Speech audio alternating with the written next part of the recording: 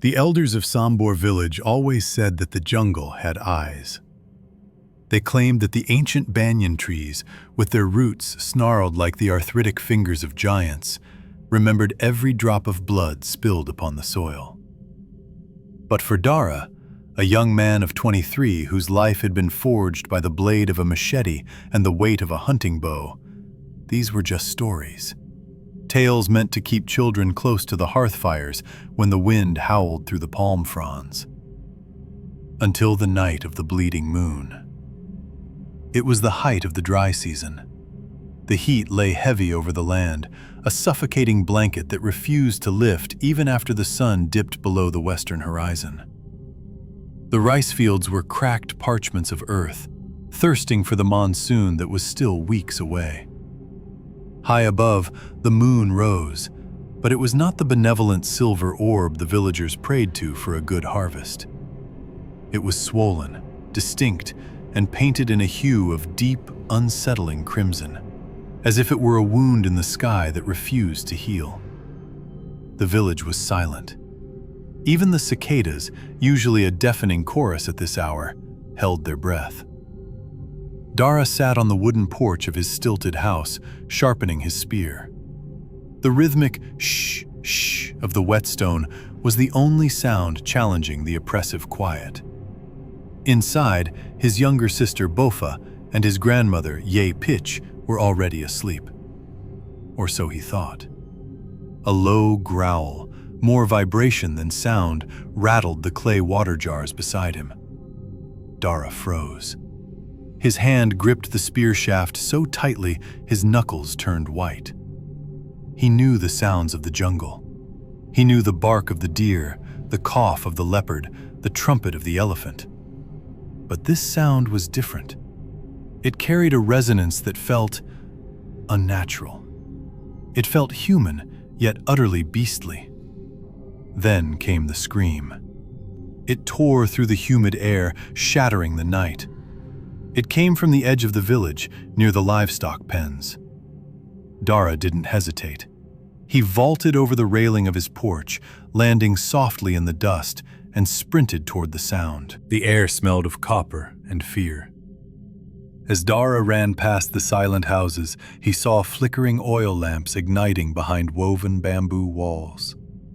Voices murmured in confusion, but no one dared to step out. Fear was a powerful cage. Dara reached the edge of the village where the dense jungle wall began. The cattle pen was demolished. Bamboo poles, thick as a man's arm, were snapped like dry twigs. Blood, fresh, hot, and smelling metallic, splashed the ground in a gruesome arc. But there was no cow carcass. Instead, hunched over a dark shape in the center of the clearing, was a creature that defied logic. It was massive, easily twice the size of the largest Bengal tiger Dara had ever seen. Its fur was a tapestry of shadow and fire, stripes undulating as if they were alive. But it was the way it moved that stopped Dara's heart. It didn't crouch like a cat, it knelt. Its front paws, though tipped with razor-sharp claws, possessed an articulation that was disturbingly like human hands. The creature lifted its head. Dara gasped. The face was feline, with a broad muzzle and terrifying fangs dripping with gore, but the eyes were not the reflective gold of a predator. They were brown, deep, soulful, terrified human eyes trapped in a monstrous skull. "Help me." The voice was a gurgling rasp, layered beneath a guttural growl. It wasn't spoken. It was vibrated from a throat not designed for speech. Dara raised his spear, his trembling hands betraying his warrior's instinct. "What are you?" he whispered, his voice barely audible. The creature flinched at the sound of his voice. The human agony in its eyes vanished, replaced instantly by a feral, golden glow. The beast roared, a sound so loud it felt like a physical blow to Dara's chest, and swiped its massive claw at him. Dara threw himself backward, rolling in the dirt. The claws missed his throat by an inch, carving deep furrows into the hard earth where he had stood a second ago. He scrambled to his feet, bringing the spear up defensively.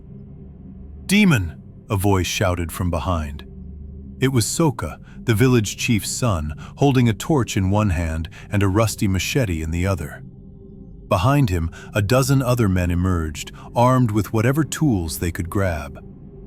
The light of the torch flared, illuminating the beast fully. It hissed, shielding its eyes as if the light burned it.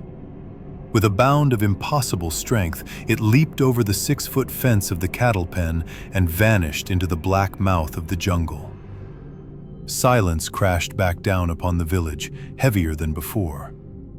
Dara stood panting, his chest heaving. He looked down at the ground. There, amidst the animal blood and the tracks of the monster, lay a small object. It must have fallen from the creature during the transformation or the struggle. He bent down and picked it up. It was a necklace, a simple leather cord strung with a unique, carved wooden amulet in the shape of a lotus bud. Dara's blood ran cold. He knew this necklace. He had carved it himself 3 years ago as a gift for his childhood friend Vibol, who had disappeared into the mountains a month prior. "Dara!" Chief Ming shouted, pushing through the crowd of terrified men. "Did you see it? Was it a tiger?"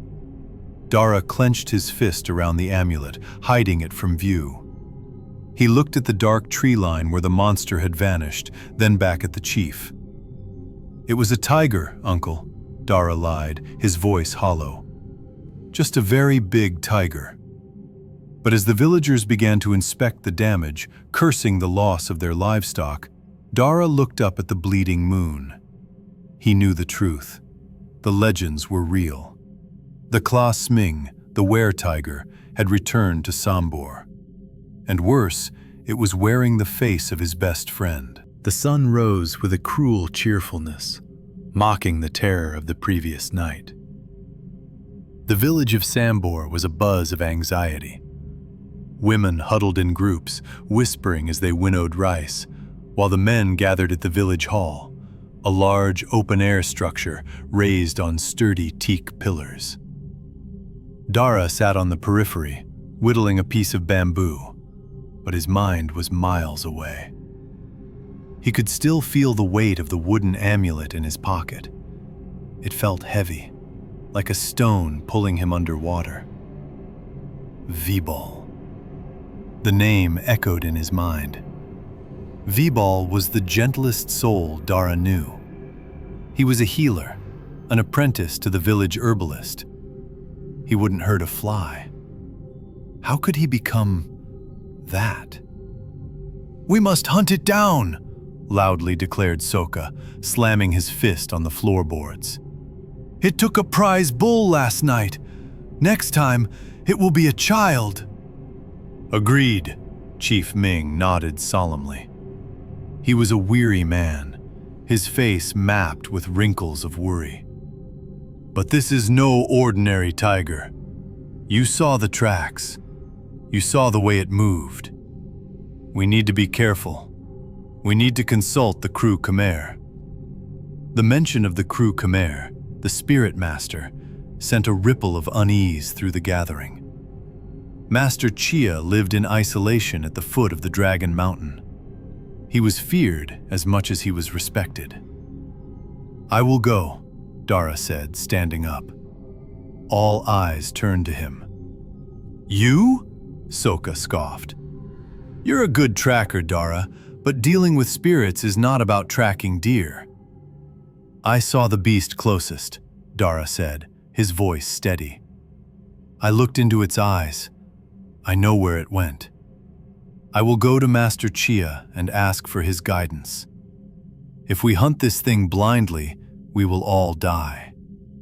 Chief Ming studied Dara for a long moment. He saw the determination in the young man's jaw, the haunted look in his eyes. "Very well, Dara. Take provisions. It is a half-day's journey to the mountain. Return before nightfall.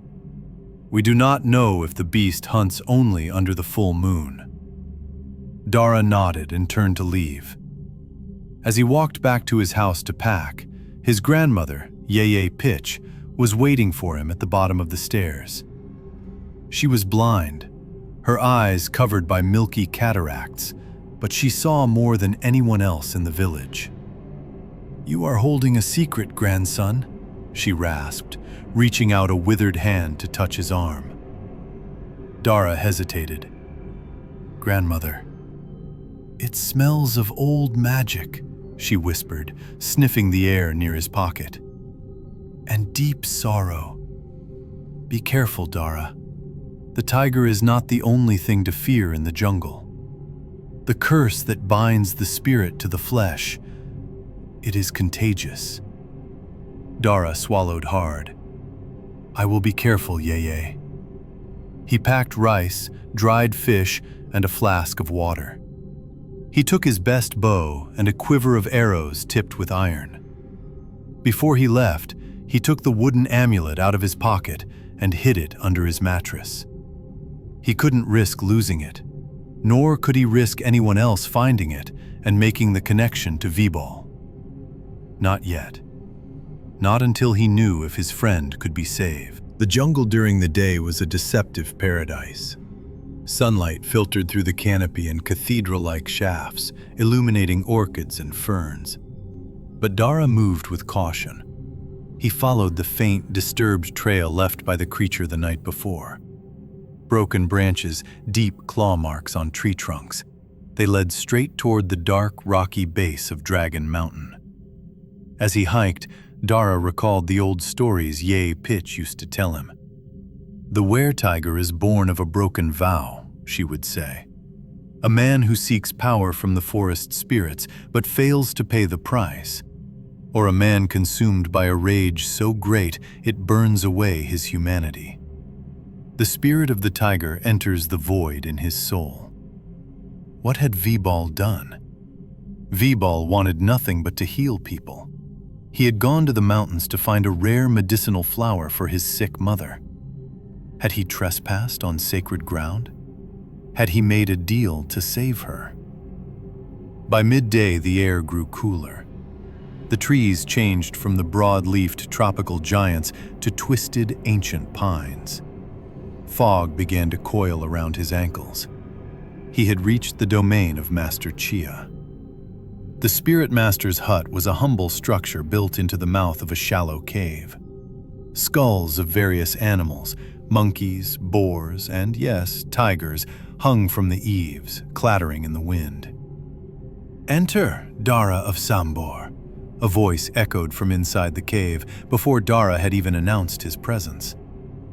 Dara stepped into the gloom. The air inside smelled of incense and burning sage. Master Chea sat cross-legged on a woven mat. He was an impossibly old man, his skin like dried leather, his body covered in yant, sacred tattoos protecting him from evil. "You come seeking the tiger," Chea said, his eyes closed. "I come seeking a cure," Dara corrected him. Chea opened his eyes. They were sharp, piercing. "A cure? So, you know who wears the stripes?" It wasn't a question. Dara nodded slowly. "It is my friend, Vibal." Master Chea sighed, a sound that seemed to rattle his thin chest. "The curse of the Klha Sming is heavy. It is not a disease of the body, boy. It is a possession of the soul. The tiger spirit is hungry. It eats the human host from the inside out. Every time he transforms, a little more of Vibal dies, and a little more of the beast remains." "How do I stop it?" Dara pleaded, stepping forward. "There must be a way." "There is," Chea said grimly. He reached behind him and produced a small, ornate dagger. The blade was not metal, but obsidian, black volcanic glass, inscribed with glowing Khmer script. "You must kill the beast while it is in human form," Chea said, holding out the dagger. before the next full moon passes. If the moon completes its cycle and he transforms 3 times, the human soul will be gone forever. He will be a monster for eternity. Dara stared at the knife. You want me to murder my best friend? I want you to save his soul from eternal damnation, Chea snapped. But, the old man paused, his expression softening slightly. There is one other way, but it is a path walked only by the dead and the desperate. Tell me, Dara demanded. The tiger pearl, Chea whispered. Legend says the king of the tiger spirits wears a pearl of pure moonlight in his throat. If you can retrieve it and place it on the chest of the cursed one during the transformation, the beast will be expelled. Where is this tiger king? Chea pointed a shaking finger toward the north, where the forbidden forest lay, a place no villager dared to tread. Deep in the Anlong Veng ravines. But be warned, Dara. The Tiger King is not a cursed human. He is a god of the jungle. To face him is to face death itself. Dara took the obsidian dagger, tucking it into his belt. I will find the pearl. Chea chuckled dryly, a sound devoid of humor. Then you are a fool, a brave fool. But remember this. The bleeding moon has awakened more than just your friend. The jungle is changing. If you go into the forbidden forest, you are no longer the hunter. You are the prey. Dara bowed to the master and turned to leave. He had a mission now. He had a chance. But as he stepped back out into the misty pine forest, he felt a pair of eyes watching him from the shadows. Deep in the brush, the leaves rustled. A low, guttural growl vibrated through the ground. The hunt had begun.